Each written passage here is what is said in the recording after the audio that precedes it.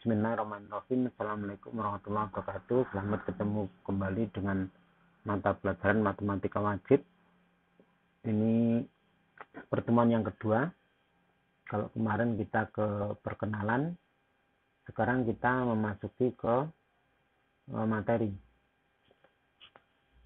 Kita akan belajar di kelas 12 semester ganjil ini, itu dua bab, yaitu dimensi 3 dan statistika. Dimensi 3, tujuan pembelajaran ini yang harus kalian pahami, sekalian ingat, yang harus dikuasai, yaitu yang pertama, kedudukan atau hubungan antara titik, garis, dan bidang, unsur-unsur dalam ruang, yaitu titik, garis, dan bidang, melalui pendalaman materi dan contoh soal. Nanti akan kita jelaskan dan kita berikan contoh soal, kemudian kalian akan mencoba menjelaskan mengenai kedudukan titik, garis, dan bidang tersebut. Kemudian kalian harus mampu menentukan jarak. Kalau ada diketahui unsur dalam bidang ini, nanti kalian bisa menentukan jarak antara dua unsur dalam ruang. Mungkin titik-titik, mungkin titik garis, mungkin titik bidang atau garis bidang dan bidang-bidang. Nah, itu harus bisa menghitung secara tepat jarak yang diminta pada suatu soal. Nah, nanti akan dijelaskan dan diberi contoh. Kemudian nanti kalian akan mencoba sendiri soal yang berkenaan dengan jarak. Dengan juga kalian mampu menentukan sudut besarnya, akuratnya itu berapa dalam dua unsur dalam ruang. Nah, kalau ini sudah dipahami, kedudukan atau posisi atau hubungan titik, garis, dan bidang, kemudian jarak dan sudut ini bisa dipahami melalui persoalan atau soal-soal yang kalian coba, kemudian nanti bisa menerapkan dalam kehidupan sehari-hari. Jangan dikira matematika itu tidak ada hubungannya dengan kehidupan sehari-hari. Justru matematika itu munculnya dari permasalahan kehidupan sehari-hari. Nah, dimensi 3 ini kita gambarkan denah atau peta konsepnya. Jadi kalau materi unsur dalam bidang itu ada titik, garis, dan bidang. Sedangkan mengenai 3 ini, itu yang pertama kedudukannya.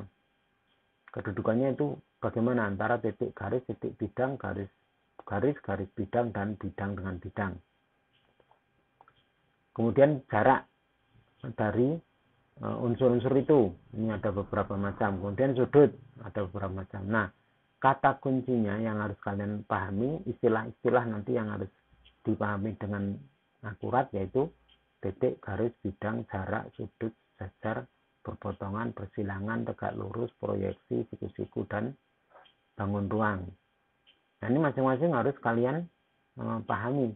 Ini nanti di semua pembahasan ini, kata-kata ini akan selalu ditemui atau ditemukan. Nah, nanti jangan sampai pas membahas jarak, ada istilah titik, garis, bidang, berpotongan, persilangan. Ini sudah dibahas, tapi kalian nggak tahu apa maksudnya berpotongan, apa maksudnya persilangan. Nah, jangan sampai itu terjadi yang seperti itu, supaya kalian bisa paham dengan sepenuhnya. Kemudian bab yang kedua nanti statistika. Nah, karena ini masih lama untuk mempelajarinya, ini kita lewati aja dulu. Nah, berkenaan dengan bangun ruang, kita mengingat dulu. Appercept itu artinya mengingat pelajaran yang sudah pernah kalian pelajari, baik itu di kelas 12, kelas 10, ataupun di SMP, atau bahkan di SD. Objek yang dibahas dalam geometri itu titik, garis, dan bidang. Ini perlu saya ingatkan. Ruang dan lain sebagainya itu pada hakikatnya adalah abstrak, benda-benda yang abstrak, yang ideal. Seperti halnya titik. Titik ini pengertian yang sebenarnya yang dibahas dalam matematika itu adalah ya titik yang unsur geometri yang tidak mempunyai ukuran panjang, tebal, tinggi, luas, dan lain sebagainya, ini nggak punya. Nah, ini kan nggak ada di kehidupan kita. Jadi sebetulnya benda abstrak nggak bisa dilihat, nggak bisa apalagi dipegang, disentuh, nggak bisa. Namun untuk memudahkan, objek yang abstrak itu biasanya kita gambar dalam pembahasan kita, dalam bahasan soal-soal dan lain sebagainya itu digambar. Nah, titik itu digambar bentuk noktah seperti ini. Ini kalau diperbesar ini sebetulnya ada ukuran, gitu. Tapi yang dimaksud titik yang sebenarnya dalam matematika itu adalah benda yang tidak punya ukuran. Gitu. Garis itu pengertiannya adalah garis lurus yang tidak berbatas. Tapi kita gambarnya kalau dalam bidang atau dalam bidang gambar, baik itu di buku maupun di papan tulis, ini nggak bisa membuat garis lurus yang tidak berbatas, ini nggak bisa, terbatas. Papan tulis terbatas, buku terbatas.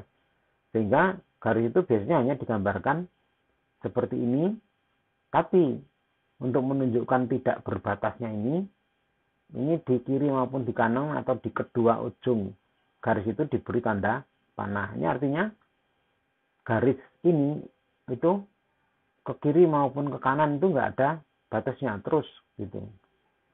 Nah, kalau di suatu garis itu ada titik, beberapa titik itu misalnya A, B, C, maka kita bisa memberi nama garis itu dengan menggunakan dua titik yang dilalui oleh garis itu gitu. Misalnya,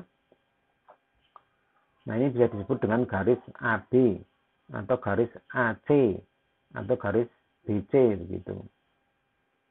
Atau kadang ini kalau di analitik, geometri analitik ini kadang diberi nama garis G huruf kecil gitu.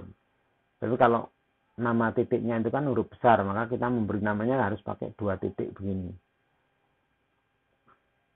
Nah, berbeda dengan garis yang tidak diberi tanda panah ini, berarti garisnya terbatas cuma dari ujung sini ke ujung sana gitu. Kalau ini ada di berakhir dengan dua titik begini, misalkan titik P dan Q, maka ini namanya bukan garis lagi, tapi namanya ini ruas garis. Gitu. Nah, ruas garis yang berujung di P dan Q kita bisa beri nama dengan ruas garis PQ. Kemudian ini garis, tapi tidak seperti ini tadi yang kiri kanannya tidak berujung. Kalau yang ini kiri, yang sebelah kiri ini berujung. Yang sebelah kanannya ini terus tanpa batas. Ini namanya ruas garis.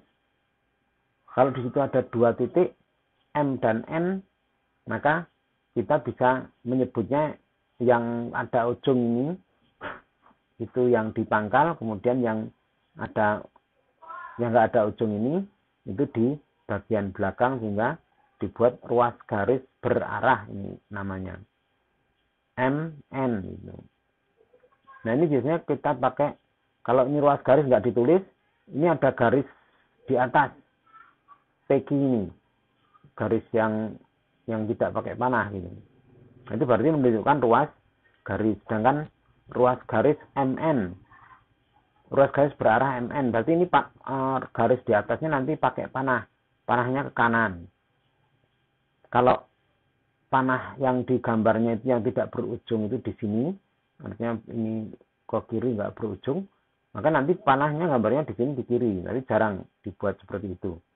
Kalau M yang di ujung, M yang ini pakai panah, ini yang tidak, maka ini dibalik namanya jadi NM, ruas garis berarah NM. Kemudian bidang itu luasan yang tidak berbatas. Kalau tadi garis itu maksudnya adalah garis lurus yang tidak berbatas. Nah, kalau bidang itu luasan yang tidak berbatas. Nah, seperti ini. Kita gambarnya biasanya cuma seperti ini. Berbentuk jajar ginjang begini.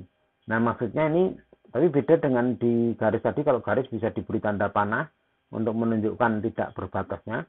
Tapi kita nggak bisa menggambarkan ini pakai panah gitu. Hanya dibuat bentuk persegi, bentuk jajar ginjang begini. Kalau ini terlepas dari bangun ruang. Nah, kalau misalkan ini nama penamaannya biasanya di pojok sini, misalnya ini diberi busur begini, kemudian ini diberi tanda ditulis alfa begitu. Nah, maksudnya itu bidang alfa gitu. Kemudian misalnya di sini ada beberapa titik yang ada di bidang itu. Misalnya A, B, C, D, E. Nah, maka kita bisa memberi nama bidang itu adalah bidang alfa. Ini kalau di pojok ditulis begini, berarti bidang alfa. Cukup satu nama. Ini sudah menunjukkan bidang kalau yang dibuat dibatasi dengan busur begini. Tapi kalau menyebutkan dengan titik-titik yang ada di bidang itu, kita menyebutnya nggak boleh 2 titik, tapi harus 3 titik. Kalau garis tadi cukup dengan 2 titik, karena dengan 2 titik itu yang ada pada garis itu, maka garis itu sudah tertentu. Tapi dengan bidang itu kita menyebutnya harus 3 titik dan itu tidak boleh segaris. Yang tidak segaris ini kalau kita tarik garis dari A ke B itu tidak melalui C, maka bisa kita gunakan ABC untuk menamai bidang itu, bidang ABC atau bidang ABE. Nah, ini enggak segaris juga. Atau bidang BC BCE. Kalian juga bisa memberi nama bidang ini atau menyebut bidang ini ABD juga bisa. ABE udah ada. DBE boleh. Atau gimana? ACD juga boleh. Yang jelas menyebutkan nama bidang itu menggunakan titik, itu menggunakan 3 titik dan tidak yang segaris. Kalau di sini nanti ada buat garis AB ini di perpanjangannya ada titik P misalnya, nggak boleh memberi nama bidang kok ABP gitu, nggak boleh. Karena itu belum menentukan satu bidang, baru satu garis. Kalau 3 titiknya itu sebidang ya sama aja begini nih. Ini garis ABC ya sama aja masih satu garis gitu. Itu unsur-unsur dalam ruang yaitu titik, garis, dan bidang. Kemudian berikutnya pengertian sisi. Nah, ini kita sudah memasuki pengertian bangun ruang. Kalau tadi unsur-unsur dalam ruang, sekarang bangun ruang. Jadi bentuk nyata bangun ruang itu seperti apa? Nah, itu salah satu contohnya yang sering dibahas, kubus. Nanti yang soal-soal yang akan kita uji cobakan pengertian-pengertian tadi adalah pada kubus gitu. Sisi itu adalah daerah yang membatasi bangun ruang tersebut. Jadi kubus ini terbatas oleh persegi-persegi ini. Ada 6 persegi. Nah, itu yang membatasi suatu kubus. Itu namanya sisi. Nah, itu sisi bawah. Kemudian sisi atas. Sisi depan. Sisi belakang. Kemudian ada sisi samping kanan. Kemudian ada sisi samping kiri. Nah, itulah 6 sisi suatu kubus. Kemudian rusuk. Yaitu perpotongan antara 2 sisi. Nah, kalau sisi bawah dengan sisi depan itu nanti akan berpotongan di garis AB, maka AB ini merupakan rusuk. Sisi bawah ini dengan sisi samping itu akan berpotongan di garis BC, maka BC itu rusuk. Sisi belakang ini dengan sisi bawah ini berpotongannya di DC. Nah, maka DC itu merupakan rusuk. Begitu seterusnya. Setiap kali perpotongan 2 sisi kubus, maka itu merupakan rusuk kubus. Gitu. Kemudian titik sudut itu adalah titik potong antara beberapa rusuk. Kalau rusuk tadi cukup 2 sisi, itu akan membentuk rusuk. Tapi kalau titik sudut itu di kubus, itu adalah titik potong antara beberapa rusuk. Tepatnya 3 rusuk kalau di kubus ya. Ini titik A, ini perpotongan antara AE, AB, dan AD. Itu titik sudut A. Titik sudut B itu perpotongan antara AB, BC, dan BF. Titik sudut C itu perpotongan DC, CD, dan CG, dan seterusnya. Kemudian diagonal sisi. Diagonal sisi yaitu ruas garis. Bukan garis ya, ruas garis, berarti terbatas. Ruas garis yang menghubungkan 2 titik sudut yang berhadapan pada sisi. Nah, nanti dua titik sudut dalam kubus itu ada istilah nanti berdekatan dan berhadapan. Kalau yang berdekatan A ini berdekatan dengan B dan E dan D. B, D, E ini berdekatan dengan A. Tapi kalau yang berhadapan itu adalah melalui sisi melalui bagian tengah sisi ini. A dengan F itu berhadapan. A dengan H itu berhadapan. A dengan C itu berhadapan. Kalau B dengan E berhadapan. B dengan G berhadapan pada sisi itu. B dengan D juga berhadapan pada sisi itu. Nah, kalau titik-titik yang berhadapan dihubungkan akan membentuk yang namanya diagonal sisi karena berada dalam sisi. Jadi yang di alas itu BD, kalau kita hubungkan diagonal sisi BD. AC diagonal sisi AC yang ada di alas gitu.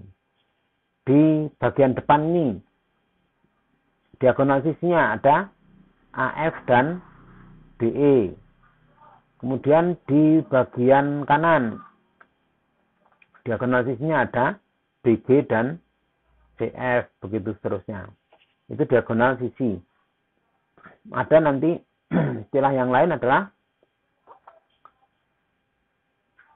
ini contoh. Nah, itu contoh gambarnya. Contoh gambar untuk diagonal sisi tadi. Nah, ini diagonal sisi BE kalau kita hubungkan jadi seperti itu. Karena ini di bagian depan tidak tertutupi, maka ini saya gambarkan ini tidak terputus, tapi yang diputus-putus ini itu maksudnya adalah karena ini tertutup oleh bidang depan, tertutup oleh bidang samping kanan, makanya ini digambarkan terputus-putus. Kalau ini ada kubus, kalau sisinya itu sisi yang tidak tembus, maka ini nggak kelihatan gitu. Tapi kalau ini hanya digambar rusuk-rusuknya aja, atau yang pakai kawat misalnya dilas, nah ini masih kelihatan semua. Nah, kembali ke diagonal sisi tadi seperti itu, kita ke diagonal ruang. Diagonal ruang itu adalah ruas garis. Jadi garis yang terbatas tadi ya, yang menghubungkan dua titik sudut yang berhadapan pada bangun ruang. Kalau tadi pada sisi yang berhadapan itu masih melalui sisi, kalau di depan ini berarti di sisi depan. Kalau sisi samping, diagonal sisi samping berarti di samping ini. Nah, sekarang diagonal ruang itu menghubungkan dua titik sudut yang berhadapan pada bangun ruang atau yang melalui bagian dalam. Seperti B dengan H. Itu kalau kita hubungkan, kita akan mendapatkan diagonal ruang BH. A dengan G, ini tidak melalui dalam kubus. Kalau kita hubungkan, itu kita dapatkan diagonal ruang AG. Kemudian DF, kalau kita hubungkan, pokoknya yang dua titik yang berhadapan, yang kalau kita hubungkan melalui ruang dalam kubus ini, nah itu namanya diagonal ruang. Jadi kalau tadi berhadapan di sisi, itu yang penting menyeberang masih dalam satu sisi, AF dengan BE. Tapi kalau berhadapan pada bangun ruang, itu berarti melalui bagian dalam gitu ya, pengertian berhadapan. Berarti kalau BD itu kalau secara ruang itu masih berdekatan gitu, bukan berhadapan. Tapi kalau dalam ruang yang berhadapan itu adalah BH, EC, GA, itu adalah berhadapan. Kalau kita hubungkan, kita dapatkan diagonal ruang ini. Itu pengertian pada kubus. Nah, itu contoh salah satu diagonal ruang. B kita hubungkan dengan H membentuk diagonal ruang BH. Kemudian bidang diagonal. Nah, kalau yang 4 dan 5 ini berupa ruas garis, ini berupa ruas garis. Nah, sekarang yang ini bidang diagonal ini berupa daerah, berupa luasan gitu, luasan yang terbatas kalau bidang diagonal. Ada bidang yang melalui dua rusuk berhadapan yang tidak terletak pada satu sisi. Jadi kalau dua rusuk berhadapan itu ini yang tidak berdekatan. Rusuk AB itu berdekatan dengan BC. Tapi dengan CD itu berhadapan, bukan berdekatan, berhadapan. Tapi ini masih satu sisi. Gitu. Nah, kalau bidang diagonal itu bidang yang melalui dua rusuk yang berhadapan tapi tidak pada satu sisi, yaitu contohnya AB dengan BH. Ini enggak berhadapan tapi tidak satu sisi. Maka ini kalau kita buat bidang melalui rusuk AB dan rusuk GH, kita dapatkan yang namanya bidang diagonal begitu. Nah, itu. Nah, luasan di dalam ini itu adalah merupakan bidang diagonal.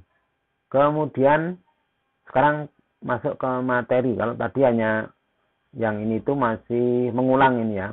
Masih mengulang pengertian-pengertian yang pernah kalian pelajari sambil ya mengoreksi, mengevaluasi pengertian yang sudah kalian pahami itu untuk bisa dibenahi kalau ada yang pengertiannya yang kurang pas.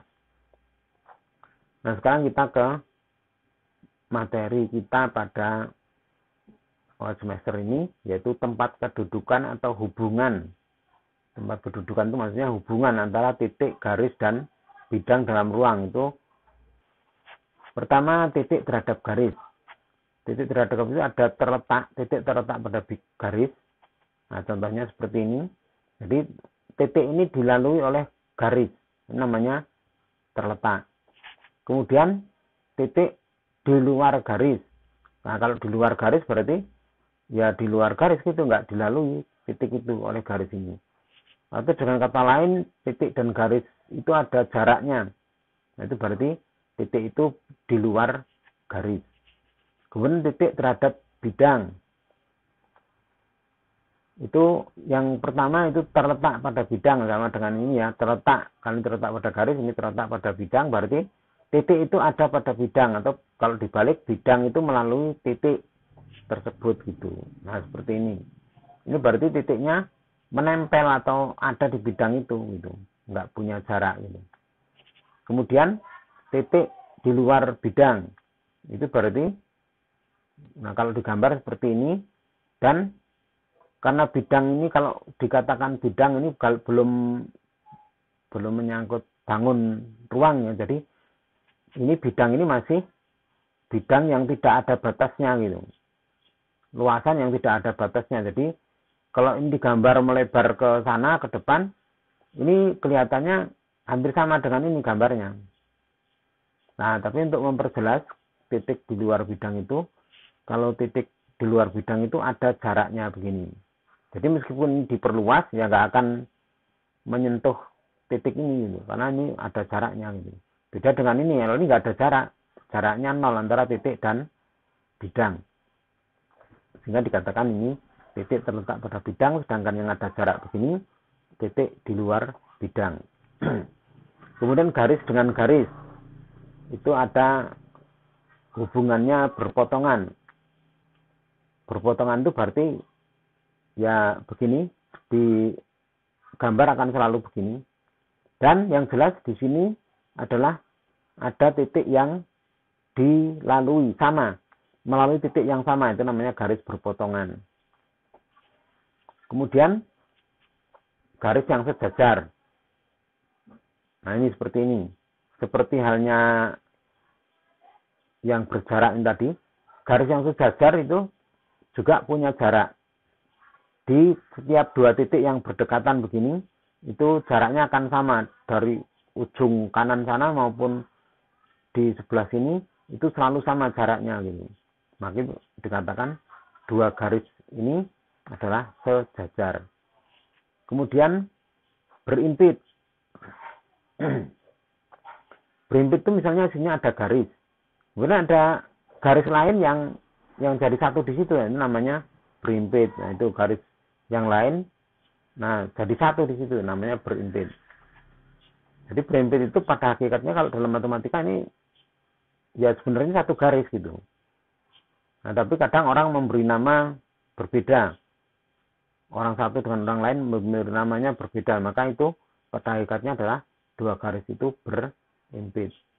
Kemudian bersilangan. Ini yang belum ada di sini. Bersilangan. Kalau digambar, bersilangan itu mirip dengan berpotongan. Kalau digambar bangun datar. Gambarnya di buku atau di papan tulis. Garis kan tadi tidak berbatas. Ini kalau diperpanjang ke sana, ini diperpanjang ke sana, maka ini seolah-olah berpotongan di sini, di gambarnya. Nah, tapi kalau bersilangan ini digambarkan begini, ini maksudnya dua garis itu punya jarak. Ini artinya dua titik yang terdekat itu kalau dibuat garis penghubungnya akan seperti ini, punya jarak, sehingga yang terdekat itu hanya ini. Berarti ini kalau ditarik garis ke kiri maupun ke kanan, yang ini juga ke kiri maupun kanan, makin tidak nggak akan memotong lagi, karena yang terdekatnya hanya ini. Nah, beda dengan ini. Kalau ini memang berpotongan. Nah, ini dalam bangun ruang nanti kalian cermati, kalian pahami betul bedanya mana garis yang berpotongan dan mana garis yang bersilangan. Karena gambarnya nanti sama, mirip lah. Pada bangun kubus itu nanti yang berpotongan dan bersilangan itu gambarnya sama. Nah, notahnya ini kadang digambar, kadang tidak. Kadang terlihat, kadang tidak. Nah, ini untuk menunjukkan kejelasan bahwa titik ini dilalui oleh dua garis yang berpotongan gitu. Tapi kalau ini nggak ada titik yang dilalui oleh dua garis, itu nggak ada, karena ini punya jarak. Nah, itu bedanya antara garis yang berpotongan dan bersilangan. Kemudian garis terhadap bidang. Itu ada garis yang terletak pada bidang. Nah, ini nempel gitu. Nempel. Misalnya kalian meletakkan lidi di lantai, ya berarti itu bisa kita anggap sebagai contoh garis yang terletak pada bidang. Lidi terletak pada bidang lantai, garis lidi. Kemudian berikutnya garis yang sejajar dengan bidang. Nah, seperti ini. Ini kalau diperluas sebenarnya gambarnya mirip dengan ini.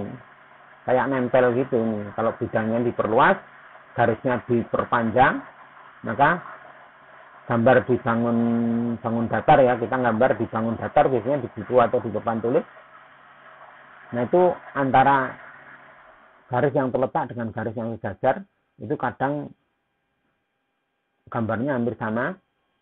Tapi yang jelas kalau kita lihat kenyataannya, maka kalau yang sejajar ini punya jarak gitu. Dan jaraknya sama. Titik terdekat yang di sini dengan titik terdekat yang di situ dengan yang titik-titik yang lain kalau dihubungkan itu akan mempunyai jarak yang sama. Ruas garis ini yang putus-putus ini akan sama kalau dibuat di setiap titik yang ada pada garis itu. Kemudian yang berikutnya ada titik menembus bidang. Nah, kalau ini berimpit, ini terletak, ini sejajar, maka kalau menembus bidang ya kelihatan nyoblos gitu. Nyoblos begini. Ada titik tembusnya.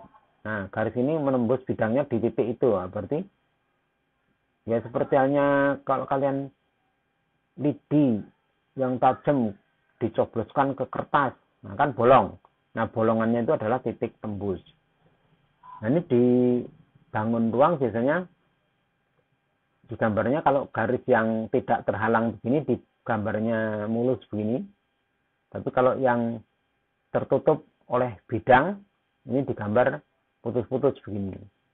Nah, ini seolah nggak tertutup yang di bawahnya ini, sehingga ini yang di bawahnya lagi dibuat mulus. Yang tertutup dengan bidang begini dibuat putus-putus begitu. Dalam penerapannya nanti akan kalian temukan seperti itu. Kalau yang dibuat putus-putus berarti tertutup oleh suatu bidang. Kalau yang digambarnya itu mulus berarti tidak tertutup gitu. Berikutnya bidang terhadap bidang. Nah, ini garis terhadap bidang, sekarang bidang terhadap bidang. Bidang terhadap bidang itu ada yang berimpit seperti halnya bidang ini. Itu ada bidang lain yang nempel di bidang itu, maka dikatakan itu dua bidang yang berimpit. Ya, betulnya pada hakikatnya itu satu bidang juga. Kemudian sejajar. Nah, kalau sejajar mirip dengan ini tadi. garis sejajar bidang, ini garis dengan bidang itu punya jarak yang sama.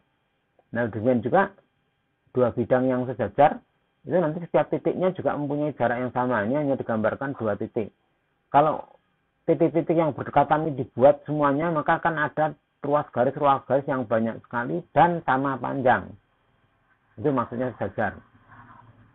Nah, di sini dibuat garis penghubung terdekat ke bidang yang bawah. Di sini juga dibuat. Nah, semua garis-garis penghubung dua titik yang berdekatan itu adalah akan sama panjang. Itu namanya dua bidangnya itu adalah sejajar. Kemudian berpotongan. Nah, kalau berpotongan berarti, nah ini seperti ini. Bidang yang biru sama bidang yang biru agak hijau ini berpotongan di garis. Nah, perpotongan dua bidang itu nanti membentuk satu garis begini. Bidang tadi maksudnya bidang datar ya, bukan bidang lengkung. Kalau disebutkan bidang, itu biasanya maksudnya adalah bidang yang datar, yang rata. Jadi dua bidang ini berpotongan di satu garis. Kemudian, ini masuk ke penerapan pada kubus. Ini gambar kubusnya, maka akan saya sebutkan beberapa dari soal itu. Kubus itu adalah bangun ruang yang dibatasi oleh 6 persegi. Tadi sudah kita ulang ya. Yang kongruen, 6 perseginya ini kongruen, artinya sama dan sebangun. Yang bawah, depan, kiri, kanan, belakang, atas, bawah itu sebangun.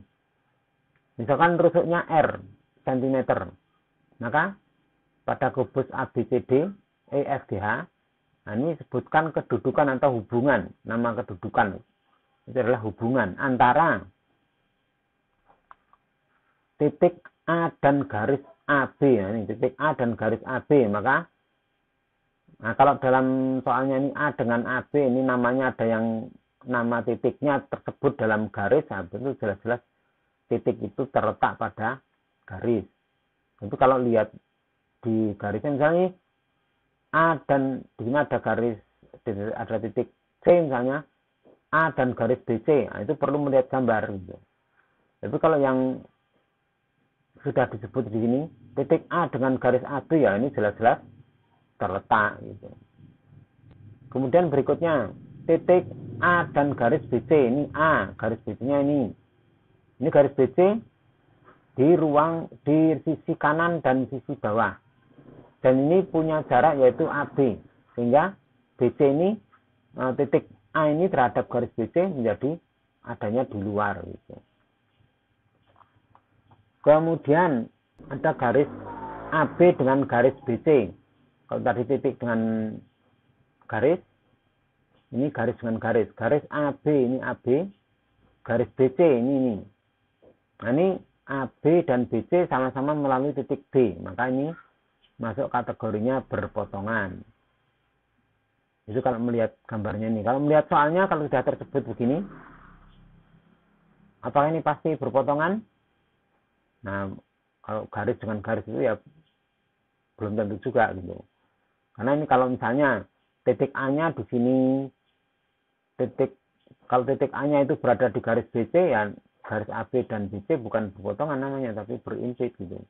Nah, ini harus melihat gambarnya gitu. Kalau itu pada kubus ABCDFGH, maka nah kalau pada kubus ya AB, kalau yang disebut huruf-hurufnya ini adalah titik sudut semua, maka AB dan BC itu garis yang berpotongan. Garis AB dan GH. AB ini, GH ini. Nah ini, kalau gambarnya sejajar begini, itu dua garis itu pasti sejajar. Gitu. Nggak mungkin bersilangan. Karena tadi yang bersilangan, yang mirip tadi hanya bersilangan dengan berpotongan. Itu baru, kalau itu meragukan, itu harus kita lihat gambarnya. Tapi kalau dalam gambar di papan tulis maupun di buku kalian, buku cetak atau buku tulis, itu tergambarnya sejajar begini, nah itu pasti sejajar. Ini AB dengan EF, ini dalam gambar sejajar. Nah, itu pasti sejajar. EA dengan BF, nah ini sejajar. Nah, berarti juga memang benar sejajar. Dan seterusnya. Garis AB dan garis FG. AB mana? AB ini, FG ini. Nah, kalau ini, kalau diperpanjang begitu, ini gambarnya aja udah nggak sejajar. Nah, itu tinggal kemungkinannya dua, yaitu berpotongan atau bersilangan. Ini di bidang alas, yang FG di bidang atas. Nah, ini bidangnya aja sudah sejajar. Berarti garisnya, kalau tergambarnya ini tidak sejajar, berarti garisnya pasti bersilangan gitu. Jadi kalau garis di bidang alas dengan bidang atas ini, kemungkinannya hanya dua, yaitu sejajar atau bersilangan. Nggak mungkin berpotongan. Karena bidangnya sendiri sudah sejajar, nggak akan ketemu bidang alas dengan bidang atas ini. Begitu seterusnya, kalian di Google Classroom menyebutkan ini hubungan-hubungan garis dengan bidang, garis dengan bidang, garis dengan ini, bidang dengan bidang, kemudian bidang dengan bidang juga. Nah, ini ada bidang BDE dan CFH. BDE, ini gambar garisnya tidak semua tergambar di kubus. Nah, itu kalian mungkin perlu menggambar sendiri kalau mau memperjelas kedudukan atau hubungan antara bidang BDE dengan bidang CFH ini. Bidang CFH. Nah, itu kalau digambar nanti bisa lebih jelas. Dua bidang itu apakah sejajar, apakah bersilangan, apakah berpotongan. Nah, jadi yang untuk ini, untuk kegiatan kalian di dalam KBM, jadi waktu yang tersisa nanti digunakan untuk kalian menjawab 1-16 ini kedudukan unsur-unsur ruang, unsur-unsur bangun ruang yang ada di kubus ABCD ini. Dijawab di Google Classroom, di kelas kalian masing-masing. Misalnya ini, 1 A dan AB tadi apa? Terletak, berarti 1 terletak, 2 A dan BC di luar. AB dan BC tadi apa? AB dan BC berpotongan di B gitu. Berpotongan di B gitu ya. AB dan GH. AB dan GH tadi sejajar. Kalau sejajar itu nggak akan berpotongan, jadi nggak usah menyebutkan titik. Tapi kalau berpotongan seperti AB dan BC ini, sebutkan titik potongnya. Bersilangan juga nggak perlu menyebut titik karena nggak bertemu. AB dan FG, AB dan FG. Tadi bersilangan, berarti nggak ada titik persekutuannya, tinggal disebutkan aja AB dan FG bersilangan. Begitu seterusnya. Ini jawaban yang lain-lain ini kalian jawab di Google Classroom. Dibatasi waktunya sampai pukul 17 untuk menjawab ini hari ini. Nah, sedangkan untuk tugas mandiri ini kalian kerjakan di luar kegiatan pembelajaran. Kemudian menjawabnya itu dibatasi sampai hari Kamis. Kalau yang tugas mandiri ini, Kamis jam 17. Kemudian ini berkenan dengan kubus, ya sama seperti tadi, bangun ruang kubus yang sudah kita bahas. Kemudian yang B, itu gambar rumahmu, tapi nama tiap titik sudutnya itu A, B, C, D, dan seterusnya. Nah, sebutkan sebanyak mungkin pasangan-pasangan objek seperti A1 sampai A7. Jadi ini tadi ya, yang A ini tadi kan sebutkan sebanyak mungkin. Nah, itu kalau bisa semua tersebut. Kalau semua tersebut berarti udah nggak ada yang lebih banyak lagi. Pasangan garis yang sejajar. Nah, itu bisa nah, ini pasangan garis yang sejajar itu apa saja? AB dengan CD, dengan GH, dengan FE. Berarti ada 3 garis yang sejajar. Berarti kalau menyebutkan garis yang sejajar dengan AB, nah, itu maksimal ada 3. Kalau sebanyak mungkin hanya 3, ya tolong disebutkan semua gitu ya. Garis yang bersilangan, nah, tadi disebutkan dalam kubus tadi. yang bersilangan dengan AB apa saja? Ditulis di jawabanmu nanti. Bersilangan dengan AB adalah ini gitu. Pasangan garis yang menembus bidang. Nah, kalau garis itu disebutkan 2 titik, kalau bidang, kalian bisa menyebutnya dengan 3 titik atau 4 titik. Karena di kubus itu kan sudah diberi nama 4 titik pada satu bidang. Kemudian pasangan garis yang sejajar dengan bidang itu disebutkan nama garisnya dan nama bidangnya dan seterusnya.